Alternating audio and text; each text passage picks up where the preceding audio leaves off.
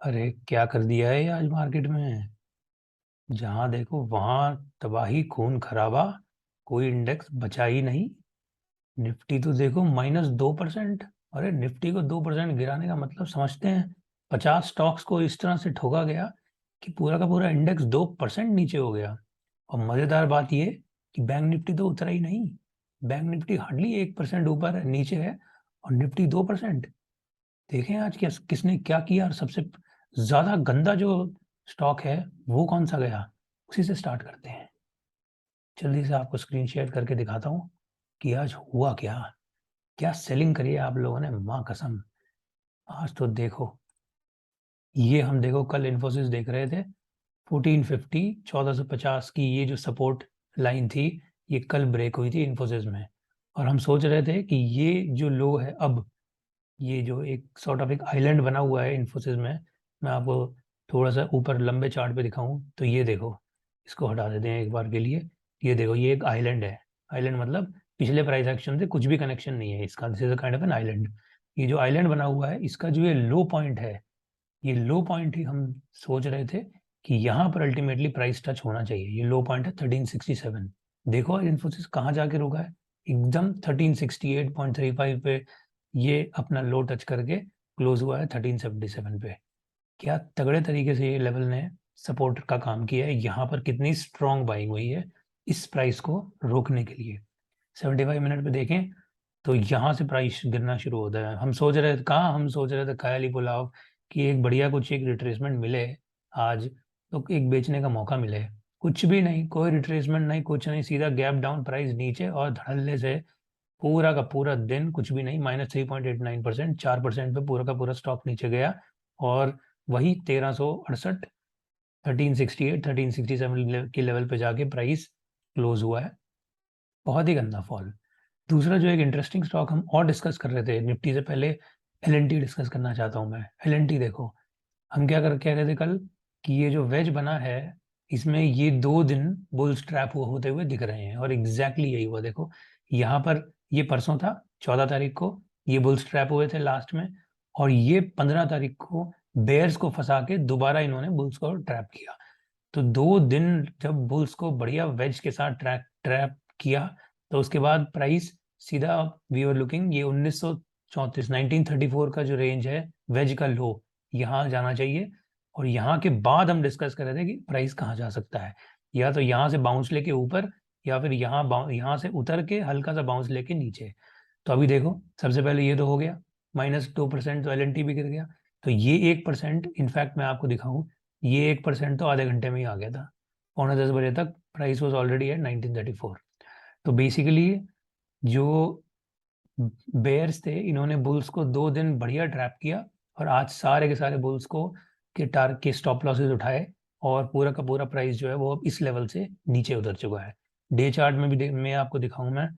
तो एल को day chart में देखते हैं एक बार। ये देखिए, ये हमारा पेनेंट पहले बना था, अब उसके बाद एक वेज बन गया उस पेनेंट के बाद। और इस वेज के बाद अब ये देखो कितना प्यारा प्राइस का फॉल हुआ है आज के दिन। और अभी मूविंग एवरेजेस बहुत काफ़ी दूर हैं। और इस वेज का जो लो है वो 1850 है, सीधा 70 पॉइंट। मैं नहीं कहता कि ये आएगा, लेकिन अगर यहाँ से ये जो बेयर्स हैं, आज जिन लोगों ने सेल की है, आज क्या बल्कि 2 दिनों में, यहाँ पे और यहाँ पे, ये जो 2 दिनों में जिन बेयर्स ने सेल किया है, ये बेयर्स अगर अगले 2-3 दिन में ट्रैप नहीं होते, अगले हफ्ते, let's say Monday Tuesday Wednesday तक, ये बेयर्स अगर वापस से ट्रैप नहीं होते, तो ये बेयर्स प्राइस को सीधा 1850 पे ले जा सकते हैं, पूरी क्षमता रखते हैं। तो ये हमें ध्यान देना होगा। अब जितने भी बुल्स हैं एल के, वो थोड़े से सतर्क हो जाओ। इन बेयर्स के ट्रैप होने का इंतजार करो। अगर ये बेयर्स ट्रैप नहीं होते तो आप ऑलरेडी ट्रैप्ड हो। अब आप लॉस में निकलोगे, इसके चांसेस पूरे पूरे हैं। तो संभल के रहना है एल के बुल्स को। चलिए, अब एल और इन्फोसिस देखने के बाद अब आ जाते हैं निफ्टी के ऊपर।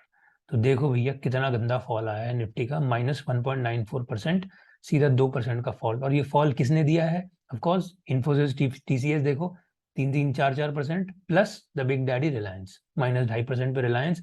इन तीनों ने मिला के पूरे इंडेक्स को अच्छे से नीचे की तरफ धकेला है। तो भैया इंडेक्स वापस अपने इस रेंज में आ गया है। लेकिन कमाल की बात यह कि ये जो support level, support resistance level जो है बहुत ही स्ट्रॉन्ग काम करती है, बहुत ज़्यादा स्ट्रॉन्ग अपने एक्शन अपना काम प्ले करती हैं। ये हमने एक रेजिस्टेंस लेवल देखी थी 17,725 की निफ्टी में, रेजिस्टेंस स्लैश सपोर्ट। आज ये टूट के सीधा नीचे वाली जो लेवल है 17,500 के आसपास, 17,480, 17,500, आज प्राइस 17,497 पे रुक के वहां से वापस गया है, 17,550 पे हमारी क्लोजिंग है। तो ये एक स्टीप एक फॉल देखने को मिला। एक बार SGX निफ्टी भी देख लेते हैं। ये SGX निफ्टी का 4 आवर चार्ट है। SGX निफ्टी के 4 आवर चार्ट में हम देख रहे थे ये 17,800 एक इंपॉर्टेंट लेवल था। 17,800 जैसे ब्रेक हुआ है तो अब प्राइस जो है यहाँ से टूट के, अब जो हमारी ग्रीन लाइन जो थी ये 200 की, जो भी एक सपोर्ट का काम कर रही थी, अब मुझे लगता है ये एक लाइन ऑफ डिफेंस हो सकती है अगर प्राइस यहाँ से वापस जाता है तो। अगर ये 17,670 पे जो ये ग्रीन 200 मूविंग एवरेज है 4 आवर टाइम फ्रेम पे, ये अगर इस प्राइस को नहीं रोक पाती, मतलब अब ऑलरेडी नीचे आ चुका है वैसे तो नीचे आने के बाद कायदे से तो ये प्राइस एक्शन बनता है। अगर ये प्राइस एक्शन बनता है तो फिर तैयार हो जाओ, ये जो अब नीचे के जो लेवल्स हैं 17,200 के करीब, 17,200 भी बहुत दूर नहीं है। तो ये देखना इंटरेस्टिंग रहेगा कि अब निफ्टी जो है वो किस डायरेक्शन में अपना ये रास्ता लेता है। अगर ये यहाँ से रिट्रेसमेंट लेके वापस सेलिंग दिखती है 17,670 के आसपास, तो I will be ready to go short for 17 ये दिस 450 एंड 17,200, ये दो लेवल्स पे देखने को मिल सकती हैं अपने को। ये एक इंटरेस्टिंग चार्ट रहेगा ऑब्जर्व करने के लिए, यहाँ पर पता चल जाएगा। बैंक निफ्टी में इंटरेस्टिंगली उतना बड़ा आज फॉल नहीं आया और बैंक निफ्टी कहीं ना कहीं इस रेंज के अंदर ही रहा अपना। ये जो परसों इन्होंने इतनी बड़ी कैंडल जो दी थी बैंक निफ्टी में, आज प्राइस उससे ज़्यादा दूर नहीं गया है। और इवन अपना 75 मिनट पे भी बैंक निफ्टी का एक फॉल आया तो है definitely, but not that big a fall. Interesting price action रहा रिलायंस में, सारी की सारी सपोर्ट्स टूट गई। देखो 25-25 आज पूरा ब्रेक हुई है और सीधा प्राइस कहाँ रुका है 2498, 2500 के आसपास जाके, सॉरी सीधा प्राइस रुका है 2500 के आसपास। अब यहाँ से हम कहाँ किस तरफ डायरेक्शन लेते हैं ये, अब मुझे लगता है ये जो एक बहुत ही लंबा वाला वेज जो बन रहा है डे चार्ट पे, डे क्या वीक चार्ट पे, वीकली चार्ट पे रिलायंस में, ये एक बहुत लंबा एक चैनल स्लैश वेज जैसा बन रहा है। और इसका जो अब ये लेवल, ये वाला लेवल है 2450 के आसपास, हो सकता है कि अब प्राइस जो है ये 2450 ये इसको वापस टच करने के लिए आए। तो ये चीज़ अब हमें ध्यान रखनी है कि प्राइस वापस इस लेवल पे 2450 पे टच करने के लिए रिलायंस आ सकता है, इसके पहले अगली बाइंग दिखे। ठीक है। और HDFC देखो इंटरेस्टिंग, सारी सपोर्ट टूटी है आज, कुछ नहीं बचा। HDFC इतने टाइम से इस रेंज में चल रहा था, ये जो है 2415 2460, ये एक करीब 50 पॉइंट की रेंज थी और आज ये यहीं से ही पलटा है HDFC। तो पहले यहाँ 1 घंटा देखो 2415 पे जाके वापस पलटा, उसके बाद वापस इन्होंने तोड़ दिया और नीचे से टच किया है। अब क्योंकि नीचे से टच किया है तो चांसेस हैं ये वापस वापस नीचे गिर जाए, ये पूरे पूरे चांसेस हैं। देखते हैं मंडे को पता चलेगा, लेकिन ये एक इंटरेस्टिंग प्राइस एक्शन होगा।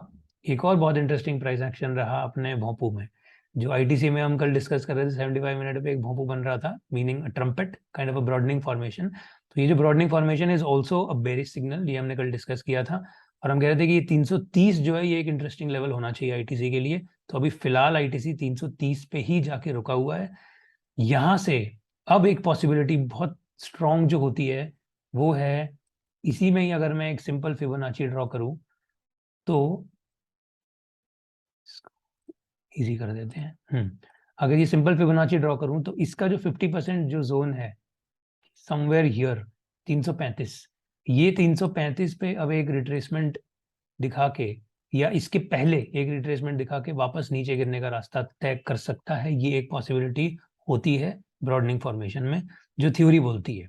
तो थ्योरी के हिसाब से ब्रॉडनिंग फॉर्मेशन का ये बेस टूटने के बाद एक उल्टा डायरेक्शन में buying, but not more than 50% of this पूरा रेंज। अगर इससे ऊपर चला जाता है तो फिर कहीं ना कहीं बुल्स आर स्ट्रॉन्ग, बट अगर यहाँ 335 के आसपास जाके प्राइस वापस गिरना चालू होता है तो एक सेलिंग की साइड अपना प्रेशर और ज़्यादा हो जाता है, price can actually fall even more. So this can be a possibility. Again मैं नहीं कहूँगा ये होगा, बट हो सकता है. और दूसरी पॉसिबिलिटी ये तो है कि प्राइस यहीं से ही कहीं ना कहीं वापस एक गिरना चालू हो जाए और नीचे की डायरेक्शन में जाए. But again let's see. इसको अभी मैं मतलब इतना ज़्यादा वो नहीं कहूँगा. और यहाँ से डायरेक्टली गिर गया तो गिर ही गया, फिर तो कुछ कर ही नहीं सकते. और यहाँ से बाइंग आई, जिसके चांसेस ज़्यादा हैं कायदे से, तो एक बाइंग आई, इन बेयर्स को ट्रैप करो, ऊपर प्राइस लेके जाओ. बट सिर्फ इन बेयर्स को ही ट्रैप करना है, उसके बाद एक्चुअल प्राइस डायरेक्शन नीचे की है. ऐसा यूजुअली होता है. तो ये बेयर्स ट्रैप हुए, आधा रास्ता बेयर्स को ट्रैप कर दिया, फिर उसके बाद प्राइस नीचे and we go all the way down. So this is a possibility in ITC which we will be keeping an eye on in the coming week. तो चलिए इसके साथ आज का ये सेशन खत्म करते हैं.